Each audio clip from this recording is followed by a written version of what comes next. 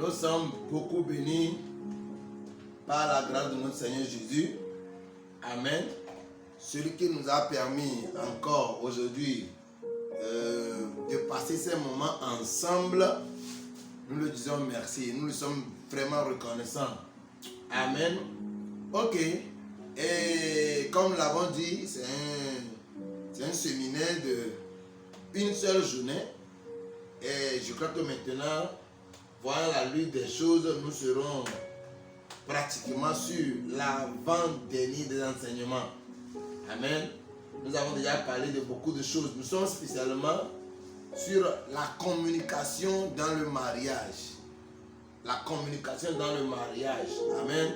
Nous sommes plus focalisés sur le mariage, sans oublier qu'il n'y a pas seulement que la relation de mariage.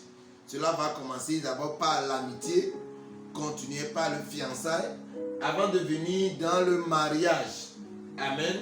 Et donc, parlant de ces choses, parlant de ces différents points, en même temps, nous sommes en train de faire allusion à tous les points.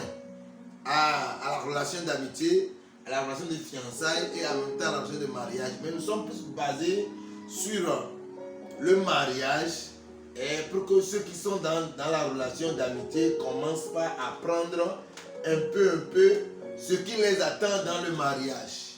Nous allons prier. Père, merci pour ce moment béni. Tu m'as dit qu'à travers cet enseignement, que les générations à travers le monde qui seront sous l'influence de ces paroles feront partie de la génération sans divorce.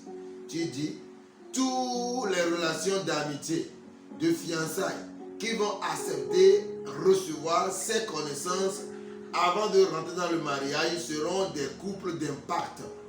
Et j'ai déjà beaucoup de témoignages.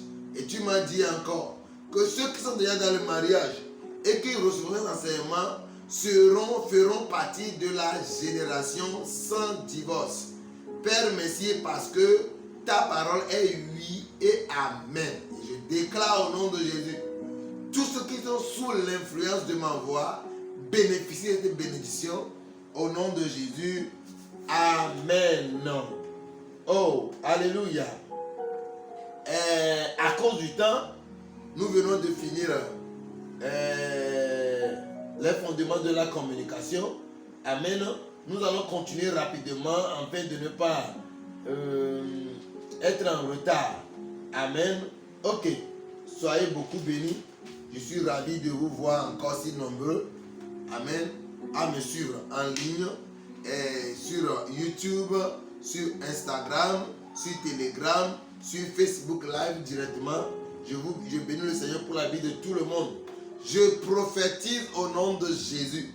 Toi qui es sous l'influence de ma voix, je déclare que l'onction restaure ton foyer.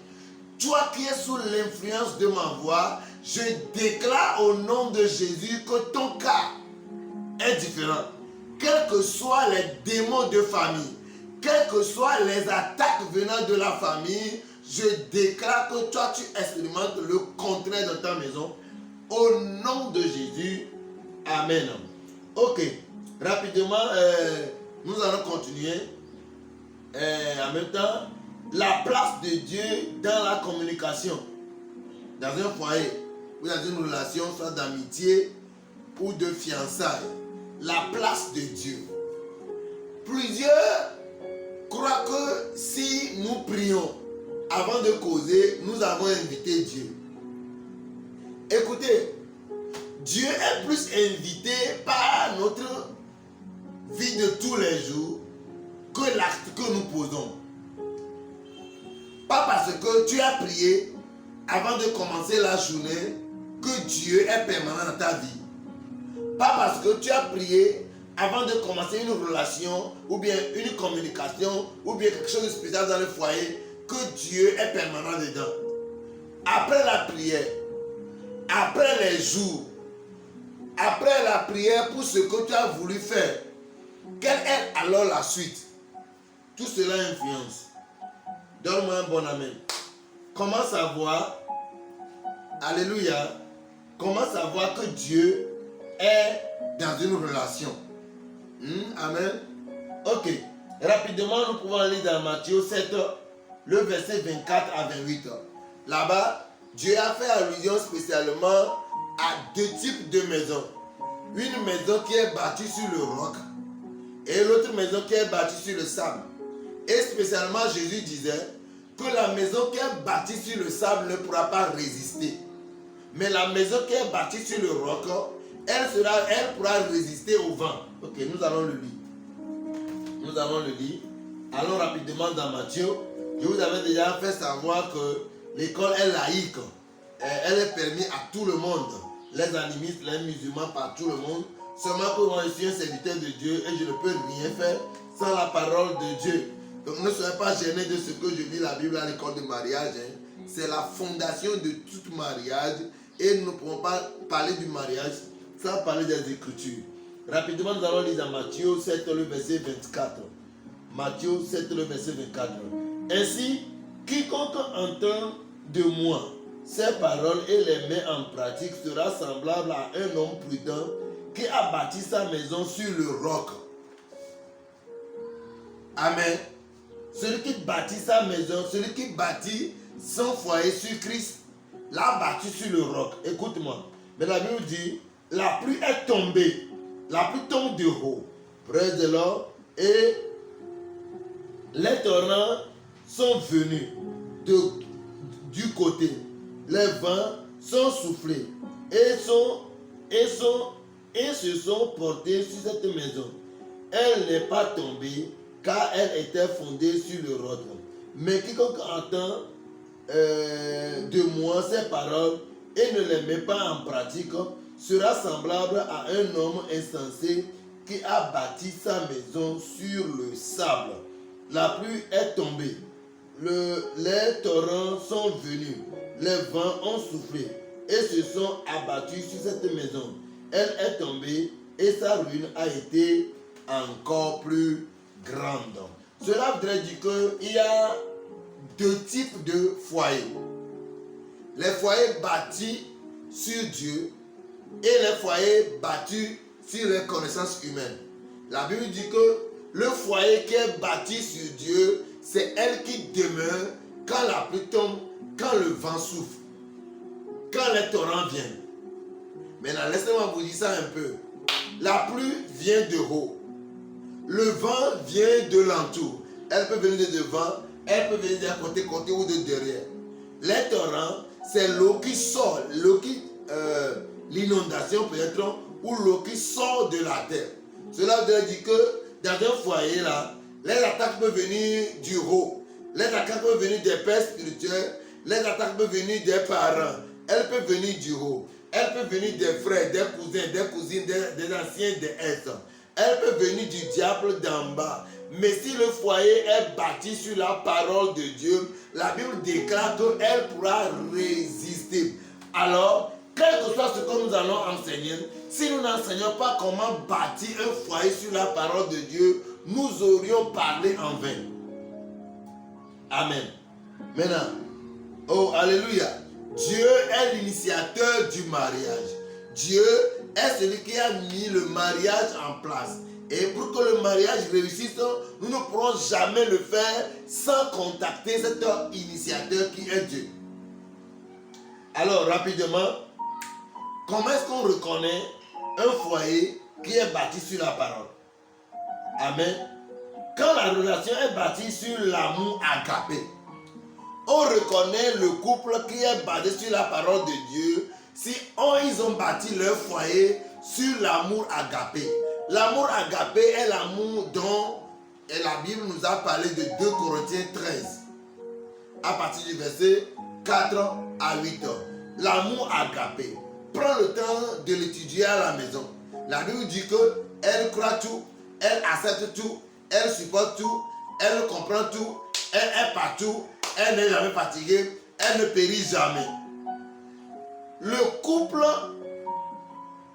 qui a pour fondation Dieu est celui-là qui a bâti l'amour sur l'amour de son foyer, c'est-à-dire dont l'amour de son foyer est l'amour agapé. Sans oublier les 3 autres. Amen. L'amour agapé doit être la fondation de tout couple. Parce que l'amour eros, c'est l'amour sentimental, l'amour sexuel, l'amour qui inclut le sexe. Vous savez qu'il peut être possible que dans un foyer, l'homme peut être incomplet, ou le foyer souffre de faiblesse sexuelle ou de l'éjaculation précoce. Ils n'auront plus tellement la joie dans leur côté sexuel, n'est-ce pas? Si l'amour agapé n'est pas la fondation, le foyer sera brisé simplement parce qu'il n'y a pas le sexe. L'amour philéo. L'amour philéo, c'est l'amour et c'est l'amitié. L'amour qui prône l'amitié. S'il n'y a pas l'amour amitié et s'il n'y a pas l'amitié dans le foyer, vous allez seulement que vous baiser, faire beaucoup de choses sans avoir le temps l'un l'autre.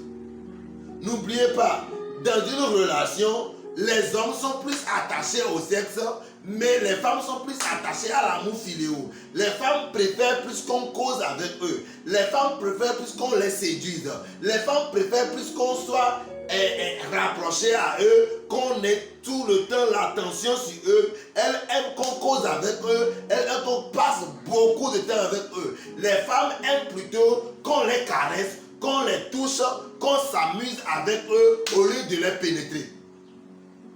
Ou bien à la place de les pénétrer. Or que c'est le contraire avec l'homme. Donc les hommes sont plus dans l'amour eros et les femmes sont plus dans l'amour philéo. Sans oublier, amen, l'amour stéréo, l'amour de famille, l'amour là qui te réunit avec tes enfants, qui te réunit avec ta belle famille, avec toi-même tes parents, avec la grande famille. Mais l'amour agapé est l'amour spirituel, l'amour qui vient de Dieu, l'amour qui a pour source le Saint-Esprit. Romains 5, le verset 5 nous dit, l'amour de Dieu est répandu dans nos cœurs par le Saint-Esprit. Cela voudrait dire que c'est le Saint-Esprit qui nous donne la capacité d'aimer nos prochains avec l'amour agapé. Alors comment est-ce qu'on reconnaît un couple qui s'est bâti sur Dieu? C'est un couple dont l'amour de base de leur relation est l'amour agapé. Et n'oubliez pas, l'amour agapé c'est un don. On ne naît pas avec l'amour agapé, mais on peut être né avec l'amour stéréo. C'est-à-dire le fait, l'amour qui t'aide à aimer tes parents. On ne naît pas avec l'amour agapé, mais on peut être né avec l'amour philéo. L'amour qui t'aide à développer l'amitié à l'école avec tes amis.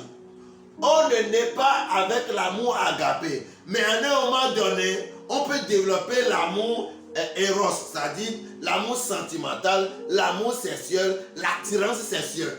L'amour agapé ne vient que lorsqu'on se soumet à Jésus, lorsqu'on donne sa vie à Jésus. C'est pourquoi la Bible nous refuse formellement de s'aventurer avec les païens. Parce que Matthieu 13, le verset 7 dit que les païens sont des races de vipères. Dans Jean 8, le verset 40 à 44, la Bible dit que les païens sont des enfants du diable. Dans Matthieu 11, le verset 28 à 32, la Bible dit que les païens sont des héritages, des héritiers du diable. Et 1 Corinthiens 2, le verset 12 à 14 nous dit que les païens sont des animaux. Alors, si ta Bible te dit de ne pas t'aventurer avec les païens, c'est parce qu'il sait qu'un païen ne peut pas avoir l'amour agapé qui pourra te soutenir lorsque tu ne pourras plus être fidèle, lorsque tu ne pourras plus peut-être manifester les vraies raisons pour lesquelles tu es venu au foyer, peut-être pour les enfants, pour les raisons de communication, d'aide et tout. Sans l'amour agapé, personne ne pourra supporter l'autre. Parce que c'est seulement dans l'amour agapé que le foyer est soutenu. Alors comment reconnaître un foyer qui est basé sur le roc, basé sur la parole? C'est le foyer qui est basé sur l'amour agapé. C'est pourquoi au nom de Jésus,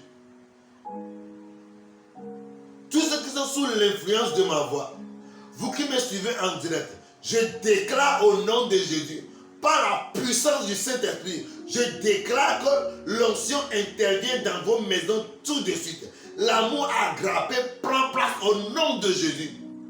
Les anges du foyer, les anges des couples d'impact, les anges qui déclarent et qui font à ce que les générations finissent par être les générations sans divorce. Ces anges interviennent au nom de Jésus. Ces anges interviennent au nom de Jésus. Sois touché à ta maison. Recevez, toi ta maison, l'amour agapé. Recevez-le au nom de Jésus. Recevez-le au nom de Jésus. C'est Dieu seul qui donne l'amour agapé. Elle ne vient jamais de nulle part. Tu es béni au nom de Jésus. Alléluia. Le foyer qui est basé sur la parole de Dieu, le foyer qui est fondé sur Christ, est le foyer qui vit la sanctification. Est-ce que vous savez que en plein mariage, les gens font encore la masturbation? Est-ce que vous savez que les hommes sont déjà dans le mariage, mais continuent dans la masturbation? Est-ce que vous savez que les hommes sont en plein mariage, sont dans l'adultère avec d'autres femmes, d'autres jeunes filles dehors? Savez-vous que les femmes au foyer continuent à faire l'adultère? Écoutez, le foyer qui a pour Dieu, qui a Dieu comme fondation, le foyer qui est bâti sur le roc est le foyer qui vit la sanctification. 1. Le foyer qui vit la sanctification, le foyer là n'est pas un foyer dont l'homme ou la femme fait la masturbation en cachette. Le foyer qui fait dos à la masturbation. Un foyer sanctifié est un foyer qui fait dos à la fornication ou à l'adultère. Un foyer sanctifié est un foyer, alléluia, qui est basé uniquement sur ce que Dieu dit. Praise the Lord. Le foyer qui est bâti sur le roc est un foyer qui vit la sanctification. Le foyer qui ne s'inspire pas de la pornographie. Les gens me posaient la question à savoir, parce que nous voulons savoir si dans un couple des chrétiens, est-ce que l'homme peut sucer, la femme peut sucer l'homme, ou bien est-ce que l'homme peut lécher le sexe de la femme? Tout ça là. En tant que pasteur, moi je ne trouve pas de problème en ça. Mais laissez-moi vous dire, ne vous inspirez pas de la pornographie. Ne vous inspirez pas de la pornographie. Ça c'est 1. 2. Faudrait jamais que l'acte sexuel que vous commettez soit une occasion de chute pour l'autre. Si la femme trouve des problèmes en ça, ne le faites pas. Si l'homme trouve des problèmes en ça, ne le faites pas. Moi je suis votre coach, je suis votre pasteur. Moi je ne le fais pas. Parce que ma conscience ne me donne pas la liberté de faire. Ma femme n'a pas la conscience tranquille quand cela va être fait. Alors nous ne le faisons pas chez nous. Et je ne dis pas à quelqu'un de ne pas le faire ou de le faire. Mais une relation de mariage, c'est une relation qui est d'abord basée sur l'amour. Et l'amour veut le bonheur, la paix de l'autre. Si l'autre n'est pas à l'aise, si la femme n'est pas à l'aise, à ce que tu mets ta bouche dans ton sexe, pourquoi est-ce que tu l'obliges à le faire maintenant? C'est pourquoi vous devez baser toutes vos communications, mais les communications sexuelles, vous devez les baser sur l'amour. Et baser une communication sur l'amour, c'est de le faire pour le profit de l'autre. Et si l'autre n'est pas béni, l'autre n'aime pas que cela soit fait, pourquoi cela doit être exigé dans la maison? Donne-moi un bon amen.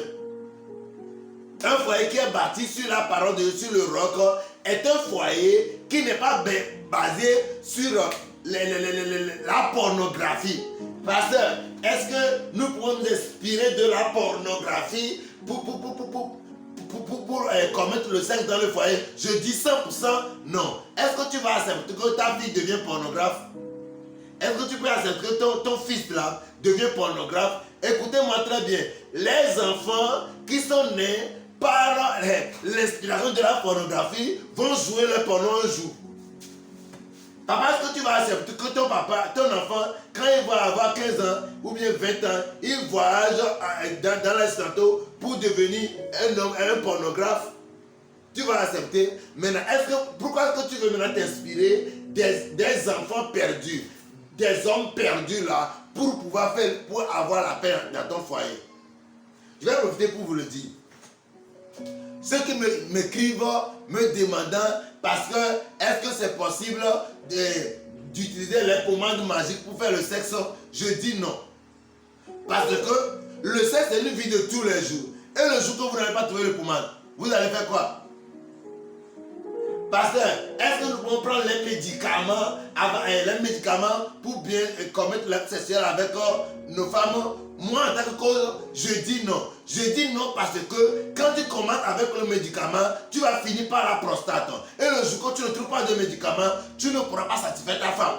Or que le sexe, c'est une vie de tous les jours. Si le médicament est africain, et que vous le payez ici en Afrique, et par la grâce, Dieu vous fait voyager dans Santo où tu ne pourras plus trouver les médicaments là chez les Aousta. Vous allez vivre vous allez passer ça comment? Écoutez, derrière tout médicament, il y a un esprit. Derrière tout pommade, il y a un esprit. Et si l'esprit là ne vient pas de Dieu, vous allez bâtir votre couple en Christ, mais utiliser les pommades des charlatans pour bien faire l'amour. Ce ne sera que pour un temps. Le mariage, c'est jusqu'à l'amour. Et vous ne devez rien utiliser qui ne sera pas disponible pour vous demain. Je dis non. Je suis fermement, je suis ferme là-dessus, disant non, et c'est non. Vous qui voulez bâtir vos foyers sur la parole de Dieu, ne le faites pas. Donne-moi un bon amen. Un foyer bâti sur le roc est un foyer consacré. Nous avons dit que c'est un foyer sanctifié, qui n'est pas basé sur la pornographie, qui ne fait pas la masturbation, qui ne fait pas les fantasmes, qui n'est pas dans l'adultère ou dans l'inceste. Amen. Qui n'est pas dans les désordres. Alléluia. Maintenant, un foyer bâti sur le roc est un foyer qui est, amen, est un foyer qui est utile à Dieu, qui vit une vie de consécration. Papa, maman, vous devez servir Dieu. Quand on dit aux gens que Dieu les appelle, ils ne commencent pas à trembler. Dieu peut appeler quelqu'un, pas forcément de devenir pasteur. Papa, maman, est-ce que vous voulez que Dieu soit permanent dans votre maison? Est-ce que vous voulez que les anges soient vos gardiens? Vous voulez recevoir la force et la capacité de Dieu? Servez Dieu. Décidez de servir Dieu. Servez Dieu. Maman, trouve quelque chose dans la maison de Dieu et commence par le faire. Papa, trouve quelque chose dans la maison de Dieu et commence par le faire. À cause de votre service à Dieu, vous deux ensemble, le diable ne pourra jamais frapper votre maison. Il aura peur de Dieu qui vous garde ensemble. Travailler pour Dieu, c'est être gardé ensemble. Il n'y a pas de foyer qui est bâti sur le roc qui ne sert pas Dieu. Écoute, il y a plusieurs choses qui ont changé dans la vie de ma femme simplement parce que elle aussi, elle sert Dieu à sa maman. Elle fait aussi le coup de mariage. Et il y a plusieurs choses qu'elle me dit, chérie, tu sais que ces choses-là, je le faisais avant. Mais quand j'étais aujourd'hui en train de faire le coup, Dieu m'a dit que j'étais aussi concerné, j'abandonne. Excuse-moi toutes les fois que j'ai fait ces choses envers toi. Donne-moi un bon amen. Oh, je dois finir ce passage-là aujourd'hui. Oh, alléluia. Alléluia. Amen. Amen. Un foyer qui est basé sur le roc. Un foyer qui est basé sur Dieu, bâti sur le roc, est un foyer qui a un temps de prière d'ensemble. Papa et maman, apprenez à prier ensemble. Apprenez à prier ensemble. Chaque fin de mois, apprenez à prier ensemble en genoux. Ayez des temps de jeûne. Ayez des temps de prière d'ensemble. Femme, prends l'habitude de t'engenouiller. Quand ton mari met la main sur toi et prie pour toi. Papa, prends aussi l'habitude de t'engenouiller. Quand ta femme met la main sur toi et prie pour toi. J'ai remarqué que beaucoup d'orgueils se sont brisés en moi. Simplement lorsque j'ai appris à me mettre en genoux devant ma femme et que ma femme prie pour moi. C'est devenu une habitude maintenant. Quand je sors, je me mets en genoux et ma femme prie pour moi. Chaque fois que je vais sortir, je me mets en genoux, ma femme prie pour moi. C'est devenu notre habitude. Maintenant, écoute-moi. Si en sortant, je me mets en genoux, ma femme met la main sur moi et dit Seigneur, je prie au nom de Jésus pour mon mari.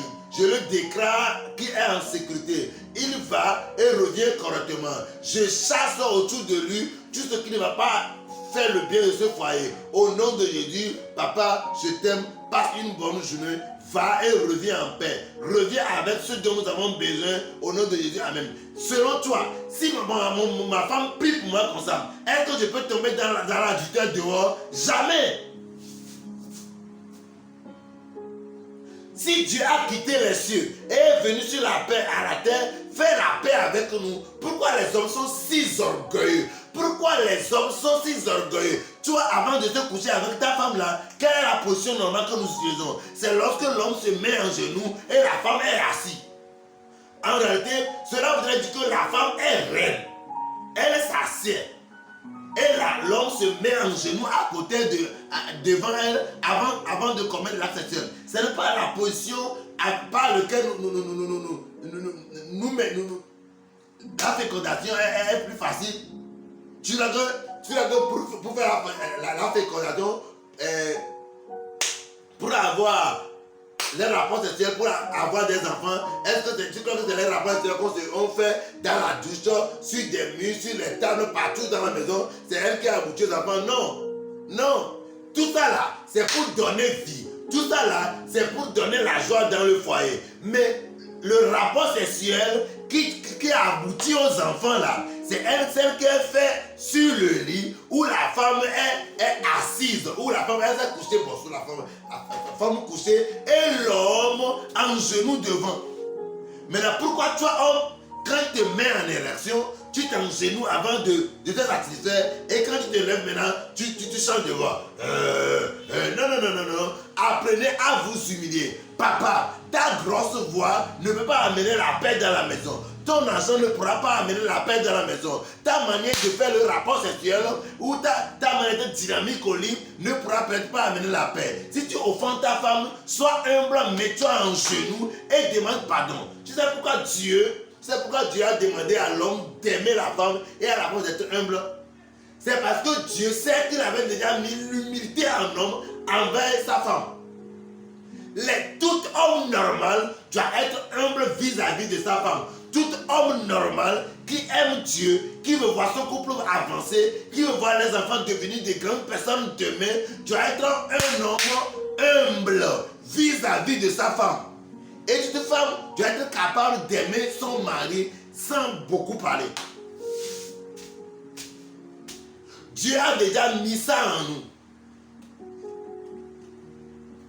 Et il nous demande de faire l'autre. Il dit à la femme, sois soumise à ton mari. Et demande à l'homme, aime ta femme. Parce qu'il avait déjà mis quoi? La soumission dans l'homme et l'amour dans la femme. Rappelez-vous, Dieu a dit quoi à Ève? Il dit que tes regards seront portés sur Adam, mais il te dominera. Cela veut dire que tu l'aimeras à fou. Maintenant que j'ai mis en toi l'amour pour lui, soumets-toi à lui. C'est bon maintenant. Amen. Un foyer qui est basé sur la parole de Dieu, basé sur le roc, qui ne peut jamais aboutir par le divorce, c'est un foyer, amen, qui est basé sur la prière d'ensemble, la prière de famille, sur la méditation. Oh, pendant les 24 heures que vous passez ensemble, vous ne pouvez même pas trouver 30 minutes le matin, 30 minutes le soir pour méditer de la parole de Dieu. Maintenant, si vous ne pouvez pas méditer la parole de Dieu, est-ce que vous ne pouvez pas capter des chaînes gospel, des chaînes chrétiennes, ou au moins quand vous finissez tout à 20h, vous passez une heure de temps ensemble devant la télévision, ou un pasteur en train de prêcher, ou carrément vous passez le temps en écoutant les enseignements sur le corps de mariage. Apprenez à passer les temps de communion. Apprenez à passer les temps dans la méditation de la parole. C'est seule la méditation de la parole qui prend l'autel de Dieu dans la maison et chasse les démons du divorce. C'est par la méditation que l'ange du couple est fortifié. C'est par la prière que l'ange du couple est fortifié. Par l'impudicité, l'ange du couple est affaibli. Par la manque de prière, elle devient plus faible et peut être tapée par les démons de divorce. Écoutez, tout couple normal qui a traversé la dot, qui a fait la dot comme cela se doit, a un ange. Même si vous êtes des païens, Dieu vous donne un ange pour veiller sur vos couples. Cela voudrait dire que toutes les relations d'aventurieux, tous les hommes, les femmes qui sont maintenant ensemble dans une chambre quelque part et continuent pas à se baiser et avoir d'enfants sans dot, sont des couples sans protection, sans ange, sans Dieu dans leur maison. Les enfants ne sont même pas reconnus par Dieu. C'est pourquoi je dis, ne priez pas en langue, vous qui êtes dans un foyer sans dot. Vous êtes ensemble, papa, tu es responsable avec le long barbu comme ça. Avec ta voix, tu vas dire que tu manques d'argent pour aller doter ta femme. C'est l'irresponsabilité. Tous les hommes au foyer qui n'ont pas doté leur femme vont être des irresponsables. Vous avez volé la femme et vous volez les enfants dans le ventre de vos femmes. Maintenant, si vos enfants deviennent des voleurs, des braqueurs demain, vous les tapez. Pourquoi? Toi, papa, tu as volé toute une femme. Et tu ne veux pas que ton enfant vole l'argent. Je t'ai dit qu'avant de commencer le travail là, j'avais commencé par la prison. J'étais passé des prisonniers. Et du coup, j'ai vu à la prison. C'est ce qui m'a permis de travailler aujourd'hui, de faire ce ministère aujourd'hui. Tu es béni. Ton cas est différent au nom de Jésus. Dis au nom de Jésus, à cause d'un enseignement que je reçois, mon cas est différent. Donne-moi un bon amen. Oh, alléluia. Praise the Lord. Nous continuons toujours par la grâce de Dieu. Le foyer bâti, amen. Oh, paradigus kiki shibrode gemarada mahata salamandego. Isalamande, salamondolo brokuta. Je prie au nom de Jésus. Tous ceux qui sont sous l'influence de ma voix sont bénis. Je déclare béni toute personne qui écoute en ce moment ces enseignements et le mettra en pratique. Je vous déclare béni au nom puissant de Jésus. Oh, alléluia. Shabragada zokata la brokata la zandalaba. Shabarabarebo, c'était. Alléluia. Le foyer bâti sur le roc est le foyer qui prie ensemble, qui jeûne ensemble, qui ont des moments de prière ensemble. Alléluia. Amen. Le foyer bâti sur le roc est un foyer qui a un mentor, un parrain, un pasteur comme le père spirituel. Oh! Écoutez-moi, ne soyez pas des foyers bâtards. Les foyers bâtards sont des foyers qui n'ont pas de mentor. Les foyers bâtards sont des foyers qui n'ont pas de parrain. Vous n'avez personne. En dehors des membres de vos familles, ceux qui vous pouvez aller et vous engenouiller pour qu'on prie pour vous. Vous n'avez personne qui peut vous conseiller dans le mariage. Vous n'avez personne qui pourra vous écouter, vous conseiller. Quand vous avez des discussions, vous allez aboutir par le divorce. Il n'y a pas de foyer qui ne doit pas avoir de parents. Ayez des parrains, ayez des pères spirituels. J'ai même conseillé aux gens, ne prenez pas tout le monde comme père spirituel. Ne prenez pas tout le monde comme parrain de vos couples. Prenez quelqu'un dont son foyer vous inspire. Prenez quelqu'un qui craint Dieu, qui est au foyer. Pas des divorcés, des divorceurs. Donne-moi un bon amen. Prenez quelqu'un que la femme peut honorer, que l'homme également peut honorer. Ne prenez pas n'importe qui dont vous allez lui manquer d'honneur et du respect. Cela ne marchera pas. Donne-moi un bon amen. Notez bien. Oh, il ne doit pas y avoir d'erreur. Il ne doit pas y avoir d'erreur. Il ne doit pas y avoir d'erreur. Écoutez-moi. Dans le fiançailles, vous pouvez rompre et recommencer un autre. Dans l'amitié, vous pouvez rentrer et commencer un autre. Mais dans le mariage, même moi qui suis ton coach, je ne vais jamais te conseiller d'abandonner ton second. Efface ça. Oublie ça. Tu es béni. Oh, chapé. Nous sommes bénis au nom de Jésus. Amen. Dieu n'est jamais la fondation, le roc, le soubassement des foyers aventureux. Vous pouvez être des aventuriers stables. Tu peux être un aventurier, c'est-à-dire un homme qui n'a pas doté sa femme. Un foyer dont la femme n'est pas dotée. Vous pouvez être des aventuriers avec des enfants. Je m'en fous. Des aventuriers stables financièrement. Je m'en fous. Des aventuriers qui ont la paix à la maison. Je m'en fous. Toute relation dans laquelle la femme n'a pas été dotée, Dieu ne peut jamais être la fondation. Ça c'est un. Deux, les foyers de fornication. les foyers qui ont été commencés par la fornication. Écoutez-moi, nous sommes au temps du retour de Jésus. Nous sommes en train de préparer l'église pour le retour de Jésus et nous devons prêcher les messages violents. Seuls les messages violents feront des chrétiens violents qui pourront entrer dans le royaume des cieux parce que depuis le temps de Jean-Baptiste, le royaume des cieux maintenant appartient aux violents qui reçoivent les enseignements violents et pourtant le mettent en pratique. Donne-moi un bon ami. Écoutez-moi. Le foyer qui est bâti sur la fornication va forcément aboutir par l'adultère. Le démon de la fornication dans le fiançailles, c'est elle qui grandit avec beaucoup de galons pour devenir démon d'adultère. C'est elle qui grandit et qui est trônée comme démon de divorce. Vous qui commencez par la fornication, vous allez continuer par l'adultère et finir par le divorce. À moins que vous vous repentez.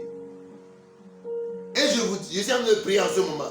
Tous les foyers qui savent qu'avant de rentrer dans le mariage, avant de faire la dot, vous avez traversé un temps de fornication. Mettez-vous en genoux, je vais prier pour vous et je vais chasser ce démon de fornication qui est en train de grandir pour devenir adultère et finir par le divorce. Je vais chasser ça. Au nom de Jésus, mettez-vous en genoux. Mettez-vous en genoux, mettez-vous en genoux, mettez-vous en genoux. Tu peux être musulman, animiste, tu peux être tout. Est-ce que tu veux la paix? Mets-toi en genoux. L'onction sur le corps de mariage ne distingue pas le type de personne qui est en train de goûter. Tout le monde peut être béni. Au nom de Jésus. Kado Shata, Linko Barota, Sandala Rota, Cerebracalunda. Au nom de Jésus, je déclare que le démon de la fornication qui vous avait amené dans la fornication avant le mariage est chassé de votre maison. Au nom puissant de Jésus, je déclare au nom de Jésus que la restauration vienne dans votre foyer. Au nom de Jésus, en tant que pasteur et pasteur des couples, je déclare que votre péché vous sont pardonnés. Le diable a perdu sa main dans votre maison. Je maudis le divorce, je maudis l'adultère, je maudis l'instabilité. Je vous déclare béni au nom de Jésus. Soyez restaurés. Je viens de chasser la fornication, l'adultère et le divorce dans vos maisons. Dieu ne peut jamais être la fondation d'un foyer qui est assis sur, qui avait traversé la fornication, continué par l'adultère. Dans l'impureté à 100%, Dieu n'est jamais fondation. Donne-moi un bon amen.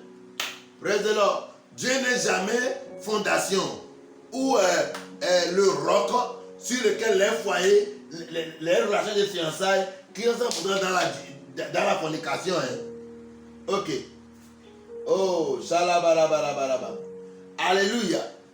Dans les foyers où l'homme oblige la femme à lui ressembler.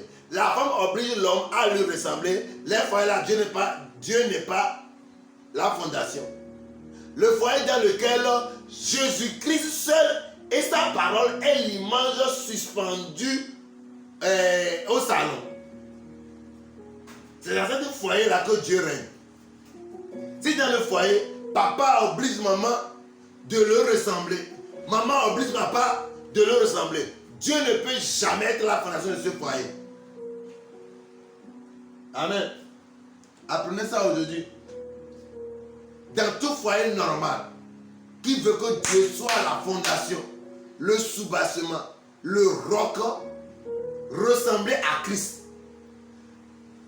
décider obéir à la parole de Dieu, que l'homme n'oblige pas la femme de lui ressembler. Ne vous ressemblez pas les uns les autres. Quand l'homme vient d'Agoué et la femme est d'Anécho, écoutez-moi, ceux d'Anécho ont une manière de s'allier que les Agoué n'ont pas. Ceux d'Agoué ont une manière de préparer que les Anécho n'ont pas. Ressemblez à Christ, trouvez des compromis, acceptez-vous l'un l'autre, décidez d'être ensemble et de plaire à Dieu.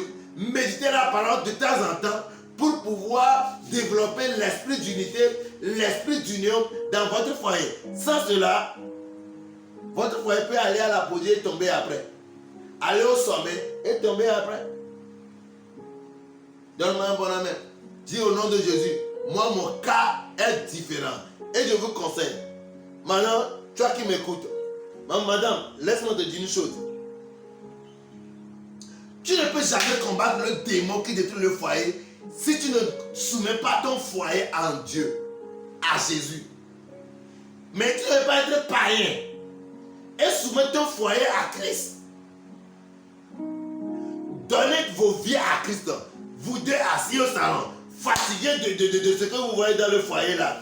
Donnez vos vies à Christ et que Christ devienne le fondement, la fondation de vos foyers. Cela veut dire que je vais payer pour toi. Dis au nom de Jésus. Je comprends que je ne pourrai jamais réussir ma vie, devenir ce que Dieu veut, réussir mon foyer, avoir la paix, sans que Dieu ne soit la fondation de ce foyer ou de ma vie. C'est pourquoi je décide aujourd'hui. Je donne ma vie à Christ aujourd'hui. Je lui demande d'être le Père de ma vie, d'être la fondation, le roc de ma vie. Je fais dos à ma vie ancienne, à mon adoration ancienne, à mes convoitises anciennes. Je fais face à Christ. Je l'appartiens désormais. Au nom de Jésus, mon cas est différent. Il est devenu la fondation, le roc de ma vie. Au nom de Jésus. Mon nom a été effacé dans le livre de la mort et écrit dans le livre de vie. Je vis pour lui uniquement. Je déclare, ce foyer est maintenant bâti en Christ et sur Christ. Elle demeure malgré tout vent qui souffle. Au nom de Jésus. Amen. Oui. Tu viens de recevoir le salut comme ça. Maintenant, comment faire pour garder le salut? Ce n'est pas l'enseignement. Ce n'est pas la prière. Et tu ne pourras pas le faire seul. Je suis pasteur, mais à un moment donné, je peux traverser plus d'une semaine de faiblesse où je n'arrive pas à prier. Et j'invite deux personnes à rentrer en groupe et à commencer à prier. À commencer à prier, c'est en ce moment que je me réveille. Je me réveille et je demeure éveillé. Tu ne pourras pas réussir la vie chrétienne si tu ne trouves pas un groupe, une église pour aller. Mais à ton information, tu peux nous suivre aussi en ligne. Tu peux nous suivre en ligne. Tu peux aller sur nos réseaux sociaux, le corps de mariage, Évangéliste Béni, Facebook, Évangéliste Béni, YouTube, dans tous les Twitter, Telegram, tout Évangéliste Béni. Nous avons nos enseignements là-bas. Amen. Nous avons notre siège à Djagbé, non loin de l'école de l'église catholique qui est sur la déviation de Clovatel. Tu es béni. Tu peux venir adorer avec nous. Et tu peux venir aussi à l'école de mariage. C'est tous les premiers et les troisièmes dimanches du mois. Nous le commençons à 15h et nous finissons à 17h30 pour pouvoir beaucoup apprendre. Tu es béni au nom de Jésus. Amen. Oh, alléluia. Maintenant, comment reconnaît-on un couple qui n'a pas la paix? Ou bien un couple qui n'a pas la paix dans la communication? Comment le reconnaît-on? On reconnaît ce couple quand l'homme ou la femme est heureux à l'absence de l'autre. Il y a des couples, c'est lorsque l'homme est absent que la femme est en joie. C'est lorsque la femme est absente que l'homme est en joie. C'est comme ça qu'on reconnaît les couples qui n'ont pas une bonne vie de communication. C'est des couples, des gens frustrés. Ils n'ont jamais la joie quand ils sont ensemble. Mais quand ils sont séparés, s'ils ont des invités, ils parlent beaucoup de tout. Mais s'ils sont ensemble là, c'est leur querelle. L'homme préfère passer le temps sur portable. La femme préfère passer le temps devant les feuilletons. Écoutez-moi très bien. Prenez le temps que vous prenez pour sur les feuilletons inutiles là. Prenez le temps là pour causer des choses. Prenez le temps là pour faire la méditation. Prenez le temps là pour prier. Prenez le temps là pour intercéder pour vos enfants. Prenez le temps là pour ensemble enseigner à vos enfants. Écoutez, un foyer qui veut réussir là, c'est un foyer qui sanctionne les feuilletons. Surtout les soi-disant feuilletons d'amour où on montre à l'homme comment être infidèle, on montre à la femme comment tromper. Tu vois que derrière Canal+, il y a pas des démons. Il y a un démon qui s'appelle Canal+. Ce démon-là a détruit des millions de foyers. Dieu m'a dit ça. Il dit, béni, le démon là qui s'appelle Canal+, là, a détruit beaucoup de foyers. Je pèse ma voix et je suis prêt à répondre partout. Tu sais pourquoi? Parce que tous les foyers qui se confient au feuilleton finissent par se séparer. pour finir l'enseignement là, un homme m'a témoigné quelque chose. Il me dit, ma femme, quand elle se fâche contre moi, elle m'insulte en français. Elle dit, mais elle m'insulte en français comment? Il dit, elle m'insulte en français. Elle m'insulte d'une insulte qu'elle a appris dans la télévision. Oh, tu m'engasses là, au Togo ici, en Afrique. Oh, idiot. Oh, frère, fous le camp, idiot. Essaie de vipère. Les insultes que vous apprenez dans le feuilleton. Vous copiez tout jusqu'à copier les insultes de feuilleton et vous plaquez dans vos maisons. Vous allez être surpris. Tu as écouté Béni? Ça c'est l'avant-dernier. Mais nous allons passer trop de temps sur Dieu comme fondation. Et si on ne finit pas, nous allons faire un bonus pour le finir après. Soyez beaucoup bénis.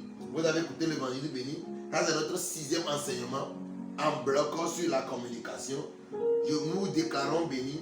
Recevez partout où vous êtes la connaissance. Recevez la capacité d'être ensemble au nom de Jésus. Amen, amen, amen, amen, amen, amen. Et shalom. Oh, quelqu'un est béni au nom de Jésus. Paradigabo Shatalaha. Prie avec moi, prie avec moi.